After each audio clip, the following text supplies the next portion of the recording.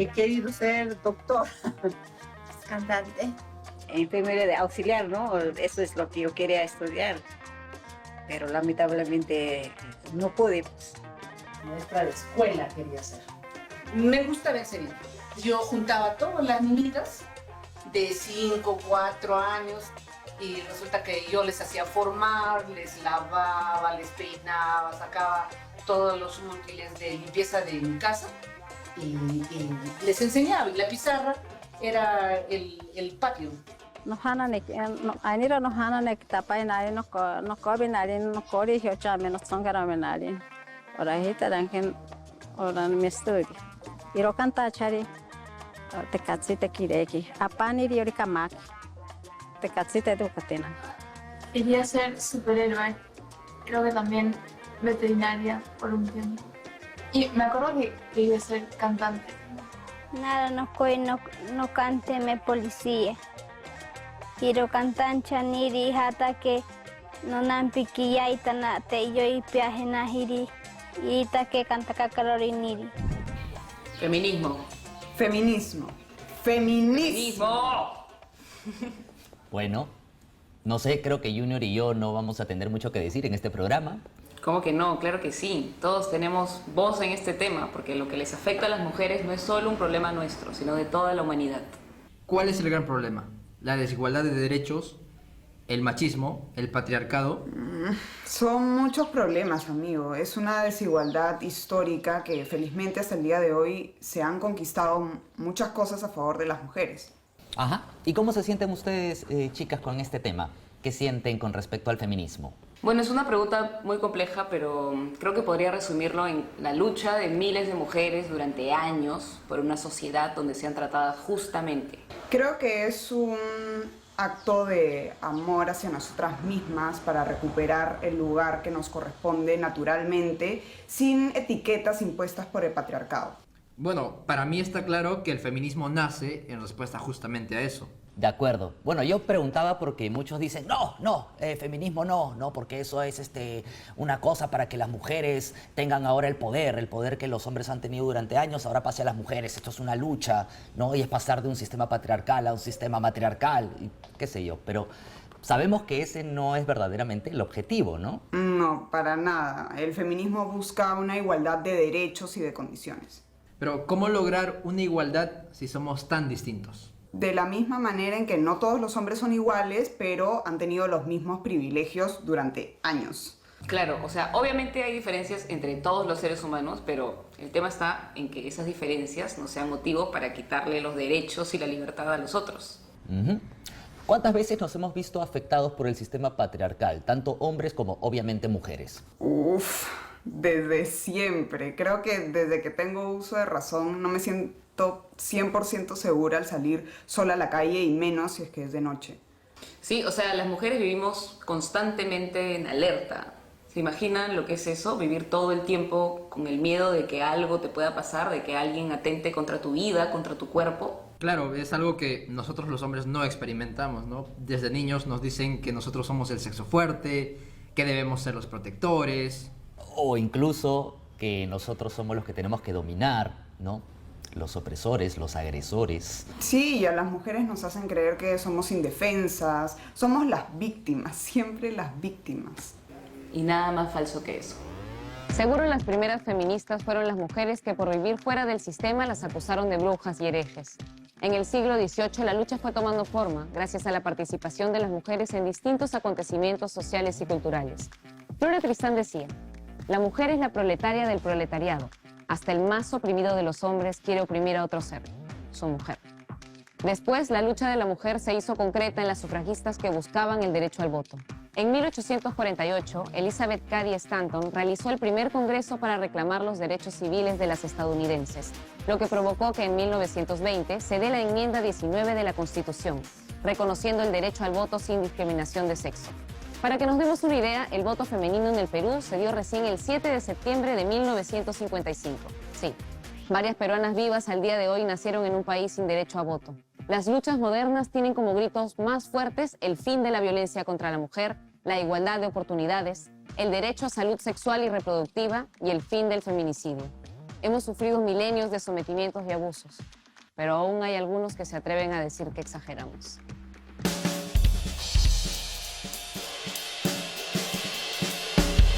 Ana Correa es actriz, educadora y directora de teatro peruana. Forma parte del grupo Yuyachkani desde 1978, reconocida internacionalmente por su compromiso con los derechos humanos y la defensa de la mujer a través del arte y la educación. Kerly Garavito es activista feminista afroperuana, antirracial y decolonial. Es integrante de Ruray, colectivo barrial feminista de San Martín de Porres. Mari Carmen Gutiérrez es directora de teatro, performer y activista feminista. Licenciada en Artes de la Pontificia Universidad Católica del Perú. Ha dirigido performances individuales y colectivas en torno al tema de la despenalización del aborto en el Perú en diversos espacios. Bienvenidas a todas por estar con nosotros. Muchas gracias por estar hoy con nosotros, por tomarse un tiempo. Y bueno, quería empezar haciéndole una pregunta a Ana. Tú tienes una creación colectiva que dirigiste que se llama Visita Guiada al Patriotismo de las Más Sensibles, ¿no? Donde trabajaste con tus estudiantes. Quería saber cómo fue la experiencia de trabajar con los jóvenes, qué preguntas traían, qué miedos o juicios crees que se transformaron en ese proceso de creación que tuvieron. Traje la propuesta de trabajar a partir de hacer una visita guiada al Panteón de los Próceres, que está al lado de la Casona de San Marcos.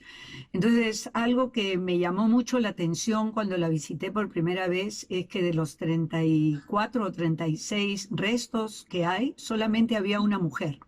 Sin embargo, cuando tú entras al fondo, encuentras dos reconocimientos muy importantes. Uno, la lista de los nombres de 182 mujeres que fueron condecoradas por San Martín al patriotismo de las más sensibles, ¿no? Nombres de mujeres que yo no había leído en su totalidad.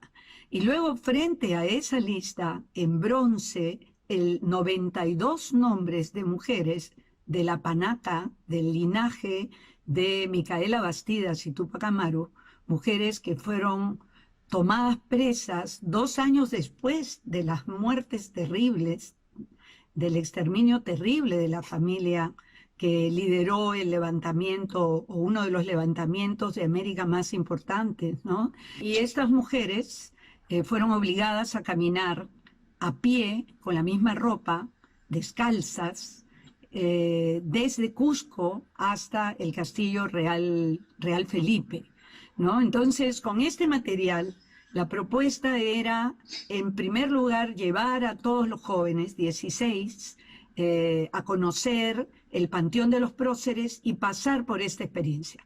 Por supuesto, había un gran título ya enunciado y que era visibilizar a las mujeres que participaron en la lucha de la independencia, tanto próceres 40 años antes como Micaela Bastidas, o 70 años antes como Marixa Marisquiri Sumaeta, esposa de Juan Santos Atahualpa, pero también visibilizar a las mujeres que participaron en la propia independencia y que la historia no había registrado. Entonces, en relación al tema, después fuimos componiendo y entramos a un segundo momento de qué sintieron ellos frente a la patria, qué era para ellos Julio, qué era sentir que de aquí a 2 años, porque la obra se hizo hace 2 años atrás, íbamos a conmemorar el bicentenario de la independencia.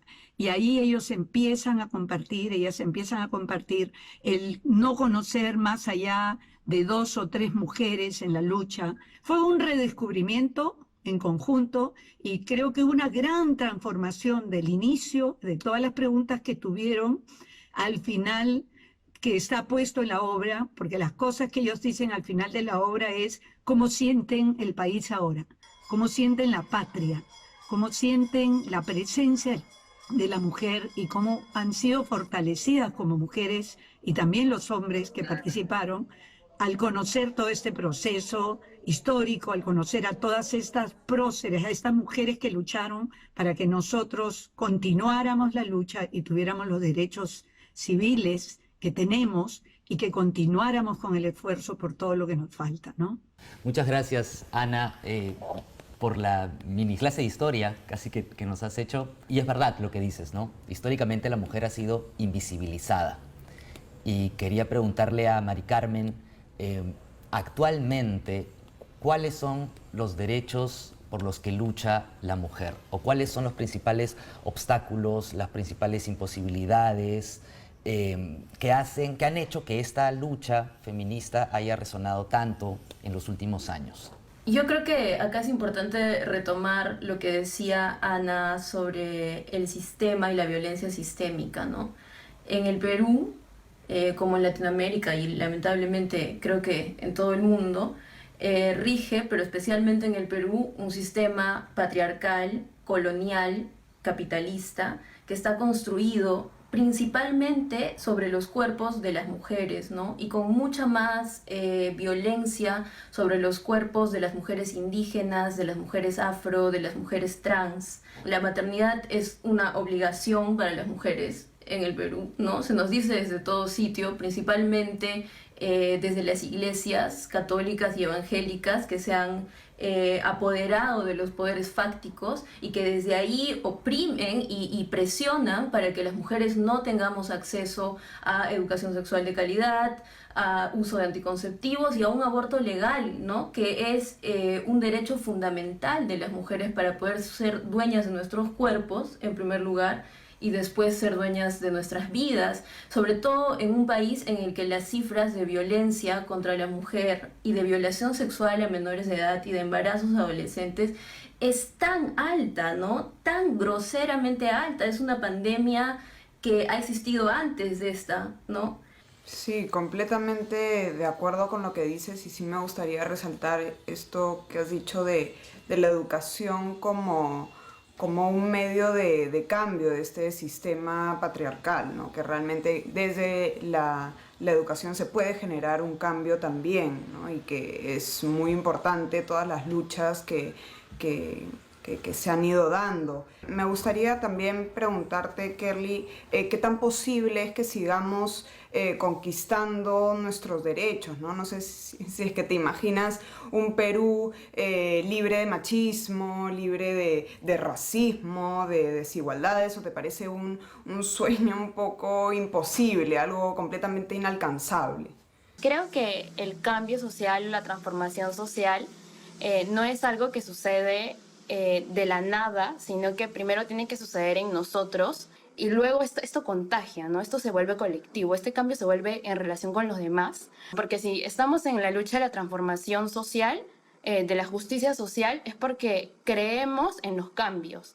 O sea, creo que la sociedad capitalista, colonial, racista, patriarcal, nos impide eso, soñar e imaginarnos otros futuros posibles. Y también estos sueños y imaginación política es importante tenerla y ver que no es solo que en un futuro vamos a lograr, sino que ahora en el presente hay muchas sociedades donde, por ejemplo, en la sociedad zapatista, ¿no? En los territorios zapatistas no hay feminicidio, no hay violaciones, porque desde 1994, que se levantó el Ejército Zapatista de Liberación Nacional, tienen otras formas de educación, de entenderse con la vida, comunitarias, horizontales, que son las que se necesitan, ¿no? O sea, la violencia machista o patriarcal no nace de la nada, sino nace en una constante copia de violencias, ¿no? Que se dan y que recaen en el cuerpo de las mujeres, como lo dijo antes Mari Carmen. Entonces creo que es importante soñar y imaginar otros futuros y otras realidades y a veces abrir más los ojos, ¿no? Porque incluso ahorita vemos a muchas mujeres, por ejemplo en los comedores populares, que frente a la realidad y la desigualdad se levantan y se organizan comunitariamente, horizontalmente. Entonces esas formas de relacionarnos hay que mantenerlas o hay que reconectarlas, ¿no? Muchas veces se han perdido. Hay que recuperar esos lazos comunales, ese tejido social que está presente. Que siempre sepa lo que quiera hacer, tenga fuerzas para cuidar a toda su familia. Una mujer luchadora significa trabajar, ella quiere tener lo mejor para sus hijos. ¿Quién es una mujer poderosa para ti? Mi hermana y mi mamá.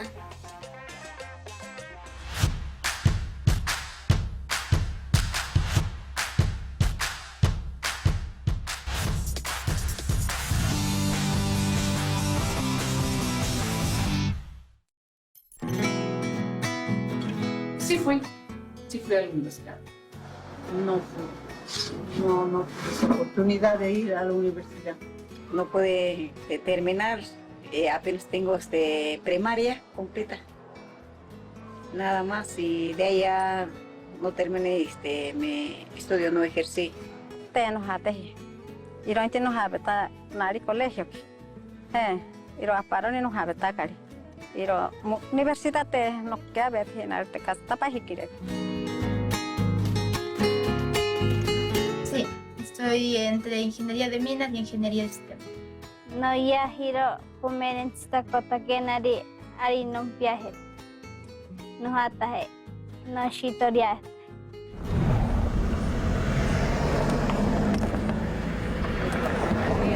7 cuadras abajo.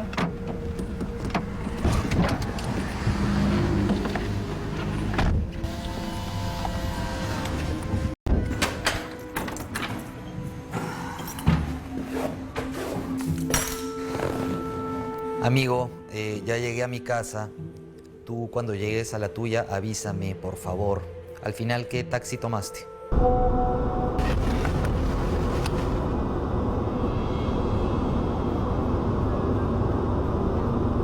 Ya, cuídate, por favor. Más bien, si tienes el número de la placa del taxi, envíame el número de placa. No te duermas, mantente despierto. Ya sé, mejor mándame tu ubicación actual en tiempo real para yo ir siguiendo exactamente la ruta. Claro que sí, no te preocupes, no te preocupes. Si no nos cuidamos entre nosotros, nos hacen cualquier cosa, pues amigo. Cuídate.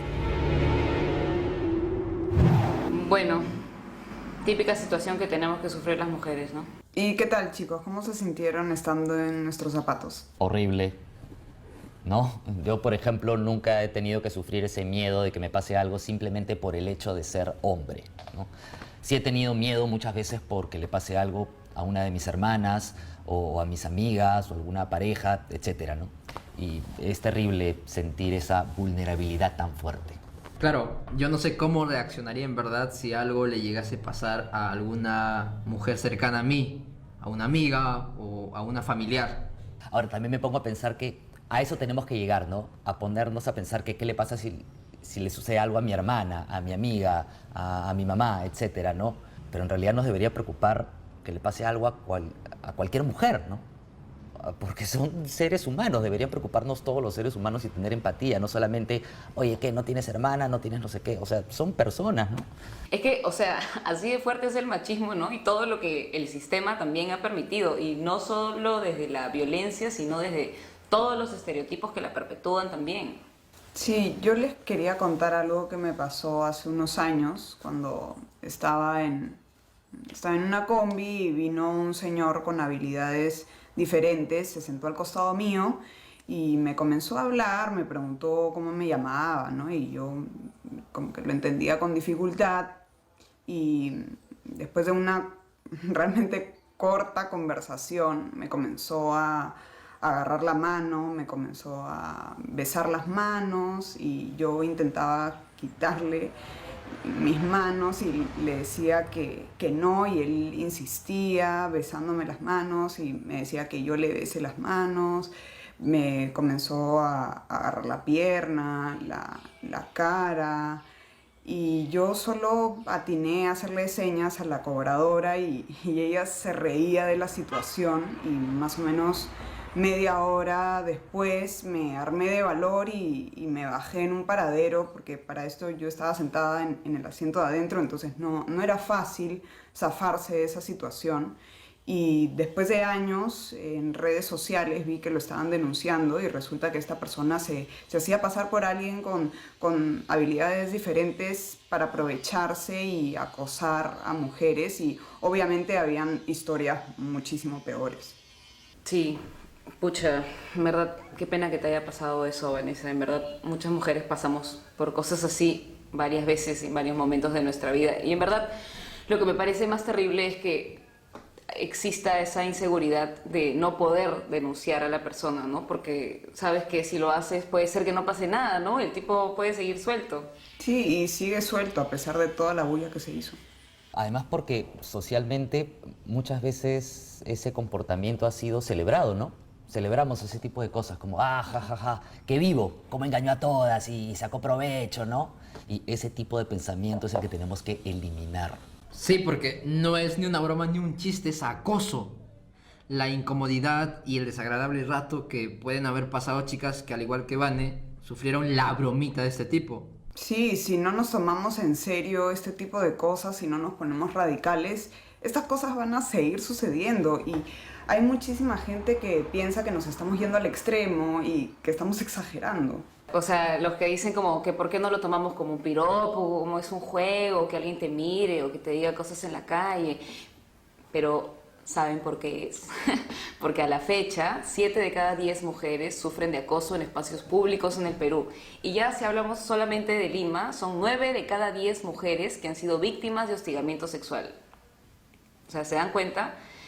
¿Creen que está bien que todas las mujeres de Lima hayan tenido que vivir esto? O sea, 9 de cada 10. Y revisando más cifras, lo terrible es que solo entre marzo y septiembre del año pasado se atendieron 2.693 casos de violencia sexual, de los cuales 2.537, o sea, el 94.2%, son mujeres y el 5.8% son hombres. Y ahora, de esos 2.693 casos, 1.394 casos corresponden a violación sexual, 992 a actos contra el pudor, 101 a hostigamiento sexual, 71 a acoso sexual en espacio público, 9 casos de exposición de pornografía a infantes, 9 casos de trata de personas para explotación sexual y 292 casos de otros tipos de violencia sexual. Y de esos 1.394 casos de violación sexual, 1.015 casos, o sea el 72%, corresponden a niñas, niños y adolescentes, 370 a personas adultas y 9 a adultos mayores.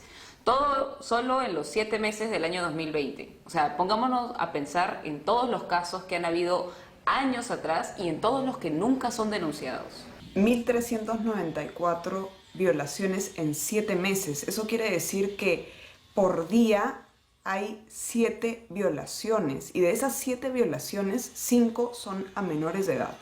También durante este periodo de marzo a septiembre del 2020 se reportaron 60 casos de feminicidio y 129 casos de tentativas que podrían ser considerados feminicidios. Y según los datos de los 3 primeros meses del año 2021, ya se reportaron 34 mujeres asesinadas.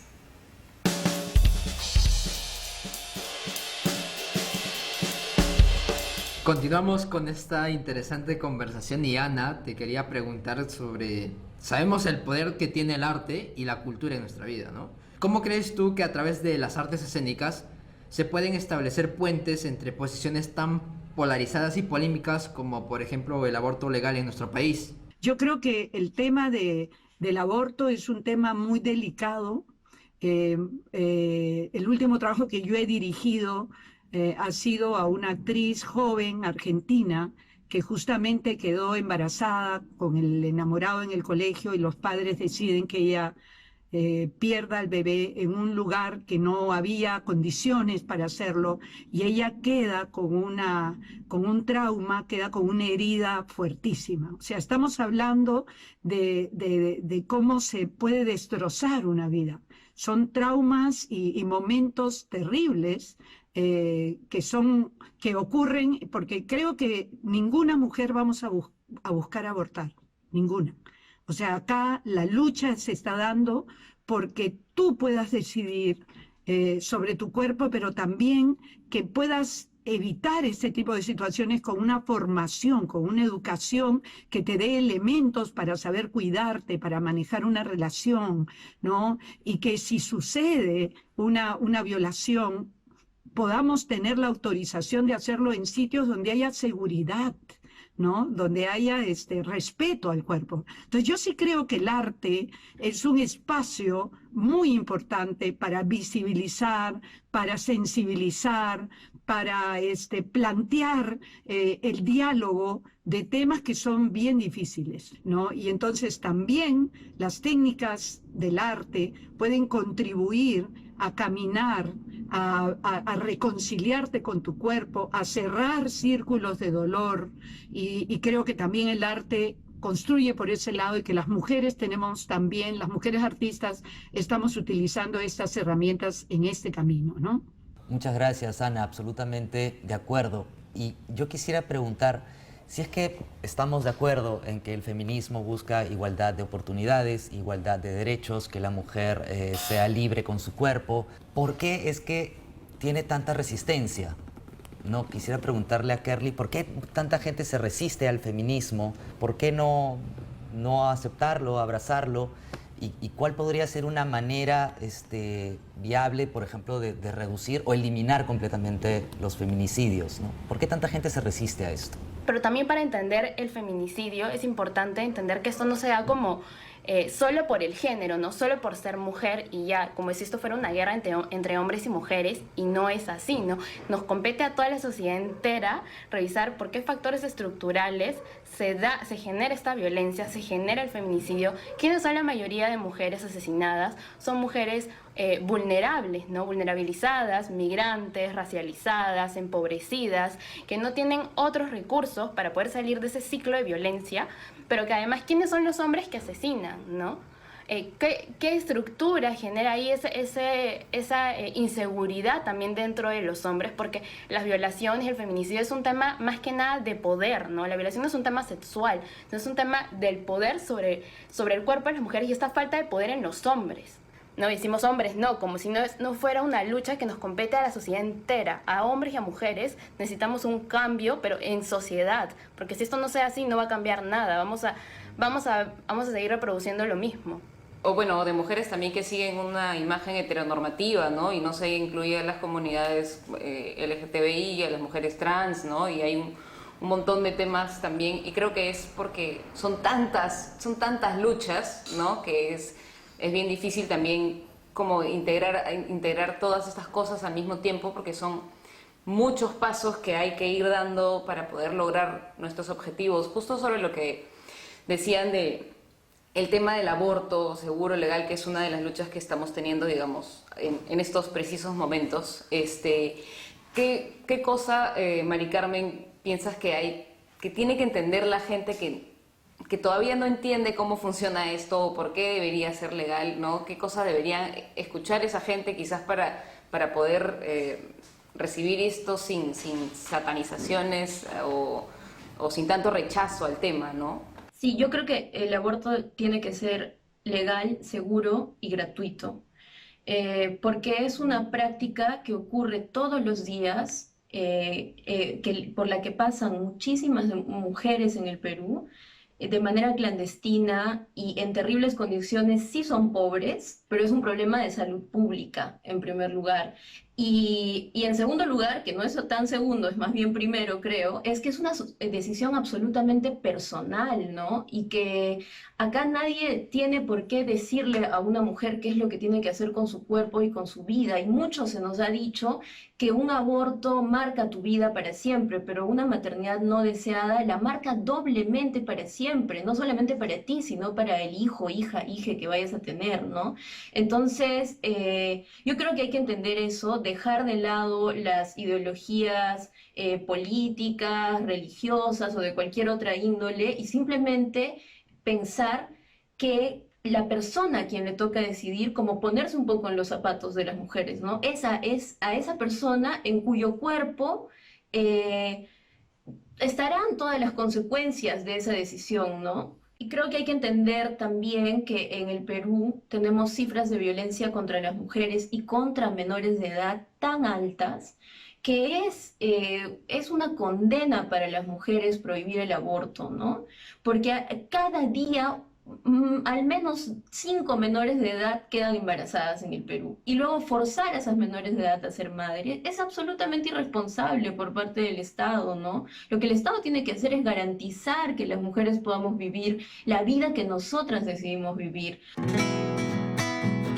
Para mí, una mujer poderosa puede ser una mujer independiente o también una mujer que es feminista y que hace algo al respecto. O sea, no solo que dice que es feminista, sino que actúa en su palabra y trata de hacer un cambio.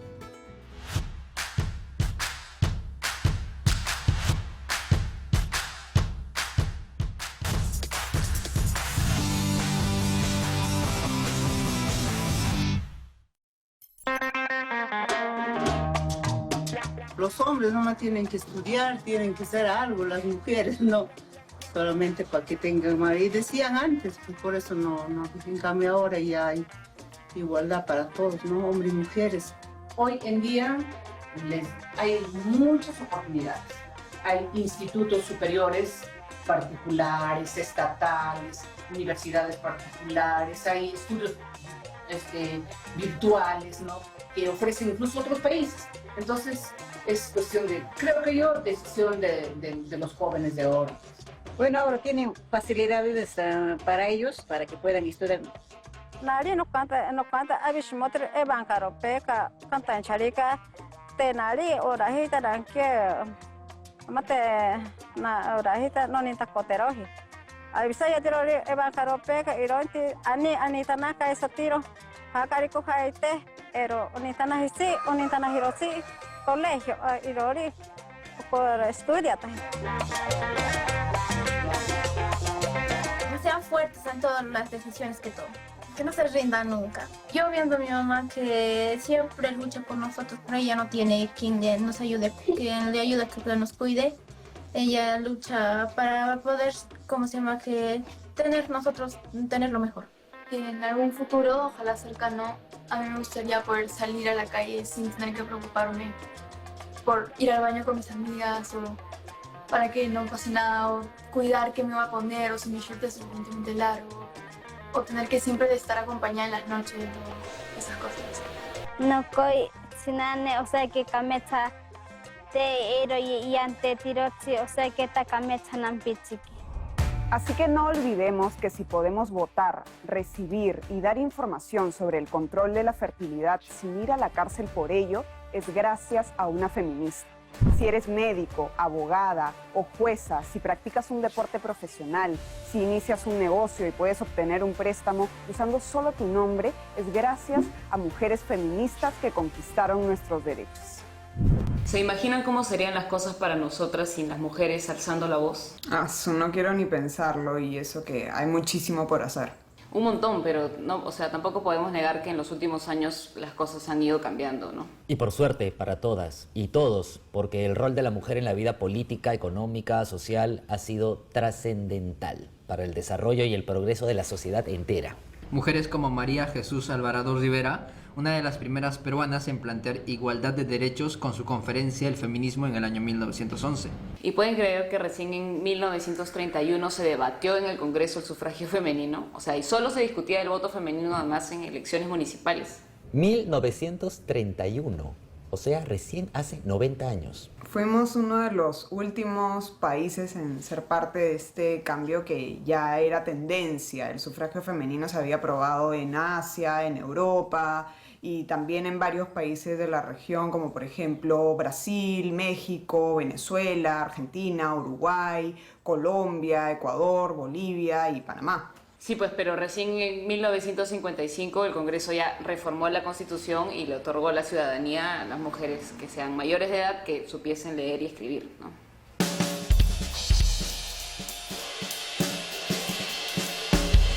Estamos nuevamente con nuestras invitadas y sabemos que el Perú fue uno de los últimos países en otorgarle la ciudadanía a las mujeres. Kerly, ¿por qué crees que sucedió esto y qué otras luchas tenía el feminismo en nuestro país y tiene aún el feminismo en nuestro país? Yo creo que primero esto de la ciudadanía no siempre ha impactado de la forma en que debería, ¿no? Por ejemplo, en la ley dice que todos somos iguales, pero en la materialidad eso no se da, ¿no? Las personas no ganamos el mismo salario, no somos escogidas para los mismos trabajos, ¿no? Vemos en la televisión una minoría sobrerepresentada, mientras otras mayorías no están ahí, ¿no? Entonces vemos muchísimo racismo y clasismo. Y eso también creo que es importante pensarlo, como hace 200 años, ¿no? Con la independencia, de verdad somos independientes, ¿no? Las leyes están ahí, pero en la materialidad, en nuestra realidad, no vemos que esos cambios se den, ¿no? Por eso es que incluso aquí a 200 años de la independencia y a más de ya casi 500 años de la colonización, seguimos viendo a las mismas poblaciones subyugadas, ¿no? Esto de las luchas paralelas, ¿no? Con el feminismo no son luchas paralelas, al final todo es una gran lucha de búsqueda de justicia social, y todas tienen que ir juntas, ¿no? También aquí creo que viene esta crítica al feminismo, que muchas veces el feminismo no ha ido a la par de una búsqueda de la justicia para todas las mujeres. Creo que ahí también viene como esta crítica y que la ciudadanía al final, ¿qué conseguimos con esto, no? Entonces, ¿qué tanto esto de ciudadanía y estos derechos nos están llevando a una mejor sociedad?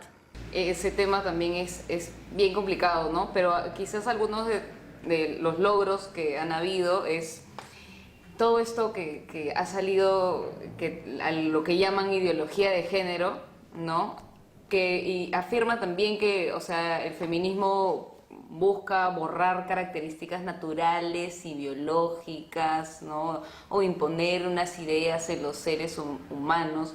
Con respecto a eso te quería preguntar, Ana, si tú crees que el arte puede hacer un contrapeso a estos movimientos conservadores, que satanizan todas estas cosas, estos movimientos y estos logros también que se están haciendo. Claro, yo definitivamente pienso que el feminismo es la vanguardia y que sí hemos encabezado una serie de luchas, como por ejemplo lo de las esterilizaciones. Fue el feminismo quien lo puntualizó antes que la Comisión de la Verdad, ¿no? Entonces, lo mismo que las violaciones de las mujeres en todo este proceso del conflicto armado interno, porque las mujeres iban a buscar a sus hijos, iban a buscar a sus esposos, y en ese proceso eran violadas, y a la hora de las denuncias, denunciaban el secuestro de sus familiares y no este lado. Entonces, sí creo que el arte ha sensibilizado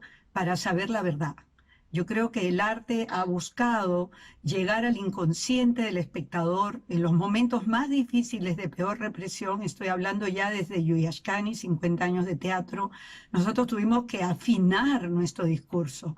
Sin embargo, si voy a tomar la calle, entonces voy a hacer un teatro periodístico, voy a hacer un teatro de denuncia, ¿no? Y si voy a trabajar con mujeres, voy a buscar la manera de llegar a los temas profundos que nos preocupan, como es definitivamente nuestro cuerpo, el sistema, cómo trata el cuerpo y cómo nosotras registramos en nuestros cuerpos esto. Y creo que en este momento que vivimos, donde la violencia contra la mujer y los niños es tan fuerte, abrir, aperturar, llegar a través de los medios, o llegar a las calles, o llegar a las puertas de las casas o a los parques con estas propuestas renovadoras donde tenemos que dar espacio al rito, espacio al duelo, espacio a la recuperación de la persona.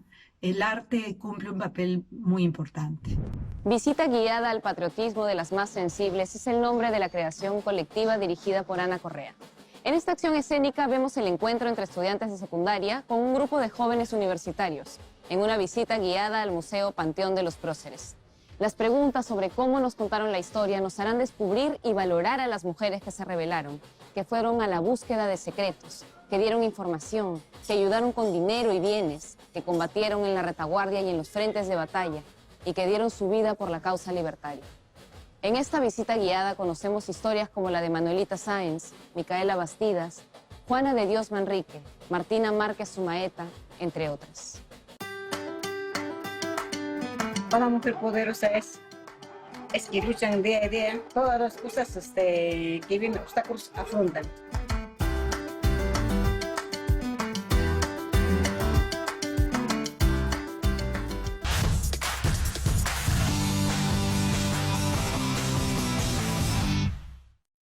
Y solo para cerrar, así rápidamente, quería preguntarle a Mari Carmen acerca de los medios de comunicación masivos. Así como hemos hablado que el arte tiene un poder transformador, yo creo que los medios de comunicación masivos, por ejemplo la televisión, influye mucho. Y quisiera preguntarte ¿crees que ha servido para transformar y avanzar en estos temas o más bien ha sido un obstáculo y ha servido para perpetuar ciertos estereotipos y ciertas estructuras? La televisión tiene pues un alcance absolutamente masivo y poderosísimo en el Perú, ¿no? A donde no llega el internet, a donde no llegan los diarios, llega la televisión y llega la radio también, pero con mucho impacto la televisión. Y yo creo que pudiendo ser una herramienta para transformar estas injusticias, ¿no? y desigualdades, ha hecho todo lo contrario y lo sigue haciendo impunemente, ¿no? La televisión, a donde llega también con un mensaje de un ideal de felicidad que se ve, digamos, representado también por cómo se muestran los cuerpos de las mujeres y las vidas de las mujeres en la televisión, ¿no? Tanto en la televisión de ficción como en la televisión de no ficción. O sea, hablando de la televisión de no ficción, para empezar, lo que vemos en el Perú son series y telenovelas que te muestran, pues, en primer lugar, a una mujer. Siempre la mujer protagonista es una mujer blanca, es una mujer estereotípicamente atractiva, ¿no? Como bajo los estándares occidentales, blanca, voluptuosa, delgada, no es indígena, no es afro, siempre tiene que enamorarse de un hombre para validarse en la sociedad y convertirse en madre y formar una familia heterosexual, ¿no? No hay mujeres trans, no hay mujeres lesbianas, ¿no? No hay mujeres indígenas, no hay mujeres afro, a menos que se cuente una historia donde se las estereotipa, ¿no? Las mujeres afro son esclavas y las mujeres indígenas son Pocahontas. Entonces, es muy violento, muy violenta la forma en que la televisión representa y proyecta estos estereotipos de felicidad y de belleza que luego son consumidos por menores de edad a nivel nacional, ¿no? Y lo mismo pasa en la televisión de no ficción. O sea, ¿cuántas narradoras de noticias hay en el Perú que sean trans, que sean indígenas, que sean afrodescendientes, que no tengan el español como su primer idioma, ¿no? Es brutal, es brutal. Lo que hace la televisión ahorita es perpetuar la violencia patriarcal, invisibilizar la diversidad, ¿no? que existe entre las mujeres, sí, enseñar a las mujeres a odiarse, porque la mayoría de mujeres peruanas no somos ni blancas ni delgadas, y muchas ni heterosexuales, ¿no? Ni cisgénero. Entonces, ¿qué hacemos con nuestros cuerpos y con nuestras vidas cuando estos no encajan en los ideales que se proyectan en la televisión? Los rechazamos, los odiamos, somos infelices y permitimos que se violenten esos cuerpos, ¿no? Es muy penoso lo que pasa en la televisión. Creo que TV Perú es una excepción en muchos casos y qué bueno también ser parte de este espacio televisivo que intenta, me parece, romper con esos estereotipos. Muchas gracias, Mari Carmen. Sí, hacemos lo que podemos desde esta pequeña trincherita. Yo mismo me acepto y asumo que he sido parte de todo lo que tú has mencionado, porque yo he participado de telenovelas de cierta manera o de comedias que tienen chistecitos misóginos y homofóbicos, o sea, y yo recién me estoy dando cuenta desde hace muy poco tiempo, es eso en lo que estaba trabajando, ¿no? Y creo que hay que hacer un proceso como de reflexión, de transformación, que es doloroso, pero creo que es necesario. Claro, y algo que no hemos mencionado, no hemos hablado de los hombres, ¿no? La importancia de ir construyéndote como una masculinidad no machista. Eso es lo que estás haciendo, ¿no? Y eso es muy importante, ¿no? Muy bien. Muchas gracias. Muchas gracias por Muchísimas estar con nosotros. Gracias a ustedes. Un gusto. Gracias. Un gusto conocerles. Las decisiones que tomamos a lo largo de nuestra vida son las que nos hacen quienes somos. No siempre son fáciles. A veces, para buscar la felicidad, la dignidad o el conocimiento, muchas mujeres a lo largo de la historia han tenido que enfrentarse a estigmas sociales para seguir su deseo. Mujeres como Micaela Bastidas, que nació en 1744 y murió hace 240 años, en 1781. Micaela financió a los rebeldes, organizó la retaguardia indígena, levantó un escuadrón de luchadoras quechuas y aymaras. Por su valor en combate fue nombrada jefa interina de la rebelión tras el triunfo de Sangarará. Es recordada por su ejemplo y determinación y por su trágica muerte a manos del ejército realista. Hoy su historia es leyenda y símbolo de la lucha contra la opresión y la explotación colonial. María Luisa Aguilar, que nació en 1938 y falleció hace apenas 6 años, fue la primera astrónoma profesional del Perú, no solo la primera mujer. estudió en el Instituto de Matemáticas y Física de San Marcos y como no existía la carrera de astronomía en el país, viajó a Argentina a estudiar en la Universidad Nacional de La Plata. Al volver, fundó el Seminario de Astronomía y Astrofísica que perdura hasta hoy. Su deseo de conocer el universo abrió un campo de conocimiento en nuestro país. María Elena Moyano, que nació en 1958, fue una luchadora social y dirigente vecinal peruana, conocida popularmente como Madre Coraje. En momentos en el que el país se encontraba atacado por el terrorismo, Moyano se alzó contra Sendero Luminoso, por lo que fue asesinada en Lima a los 33 años de edad por un comando de aniquilamiento del grupo terrorista. Además, luchó contra la pobreza, por la defensa de los derechos humanos y los derechos de la mujer. Gracias a cada una de estas mujeres por ser ejemplo de coraje y pasión. Sus decisiones no solo transformaron sus vidas, sino que influyeron en generaciones enteras. Gracias. Así como ellas, hay muchísimas mujeres que están luchando por nuestros derechos. Sí, y recuerden que el feminismo no busca solo los derechos de las mujeres, sino de cada persona, más allá de su género, ¿no? Desde su diversidad tenga igualdad de derechos y posibilidades. Por eso esto es un tema que debería interesarnos a todos. Y yo creo que además, gracias al feminismo, se rompen muchos estereotipos para nosotros los hombres. Y es bien loco porque hasta hace algunos años no hablábamos entre nosotros de estos temas y ahora sí. Absolutamente, sí. Y aún hay muchas personas que dicen, tienes que ser un hombre, y asumen que eso es cargar con las decisiones, las responsabilidades. Y gracias al feminismo podemos mostrar nuestra sensibilidad y eso no es algo malo. Todo lo contrario, es una fortaleza. Por eso, desde el programa Generación Bicentenario queremos hacer un compromiso con el feminismo. Denunciar y visibilizar todo acto de violencia que atente contra las mujeres. Y cualquier tipo de abuso de poder. Seamos conscientes de nuestras acciones cotidianas. Y si eres víctima de cualquier tipo de maltrato o violencia, ya sea acoso callejero o hasta virtual, llama a la línea 100, un servicio de telefonía gratuito que te va a ayudar, te va a brindar soporte emocional, consejería y sobre todo si eres víctima de algún tipo de violencia familiar o sexual. También puedes llamar si conoces algún caso de maltrato en tu entorno. Sé que a veces podemos tener miedo y sabemos que la justicia en nuestro país no siempre ayuda, pero habla fuerte. Defiéndete. Ten como ejemplo el valor de nuestras antecesoras y sé tú misma un ejemplo para el futuro. Que no te digan que no puedes viajar, que no puedes bailar o que no puedes estudiar lo que a ti te dé la gana de estudiar. Y por nuestro lado, si queremos ser aliados, pues podemos empezar por escuchar y por no normalizar comportamientos o actitudes machistas o violentas en nuestros espacios. Bueno, confío yo que las nuevas generaciones son cada vez más libres, más críticas. Y somos nosotros los que podemos hacer un cambio.